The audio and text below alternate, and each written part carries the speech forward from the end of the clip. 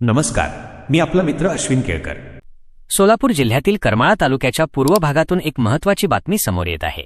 ज्वारीचे कोठार म्हणून ओळखल्या जाणाऱ्या या भागात सध्या ज्वारी काढणीच्या कामाला मोठा वेग आला आहे। मित्रांनो, यावर्षी निसर्गाच्या लहरीपणामुळे चित्र काहीसे बदलले आहे। अतिवृष्टी आणि सततच्या पावसामुळे ज्वारीच्या पेरण्या लांबणीवर पडल्या होत्या। याचा परिणाम असा झाला की या भागात प्रथमच ज्वारीच्या क्षेत्रात घट पाहायला मिळत आहे। येथील शेतकऱ्यांनी गहू, हरभरा, मका आणि ऊस या पिकांकडे आपला कल वळवला आहे। मात्र वर्षभर खाण्यासाठी लागणारी ज्वारी आणि जनावरांच्या चाऱ्यासाठी लागणारा कडबा अत्यंत महत्त्वाचा असतो। म्हणूनच उशिरा का होईना शेतकऱ्यांनी ज्वारीची पेरणी केली होती। आता हे पीक हाती आले असून सर्वत्र काढणीची लगबग सुरू आहे। पण या आनंदावर मजुरीच्या दराने विरजण घातले आहे। सध्या मजुरीचे दर गगनाला भिडले असून एका जोडीला तब्बल 1400 रुपये मजुरी द्यावी लागत आहे। यामुळे शेतकऱ्यांचे बजेट पूर्णपणे कोलमडले असून ज्वारीचे पीक परवडत नसल्याचे चित्र आहे। अशा कठीण परिस्थितीत मजुरीचा खर्च वाचवण्यासाठी शेतकरी आता एकजुटीने काम करत आहेत।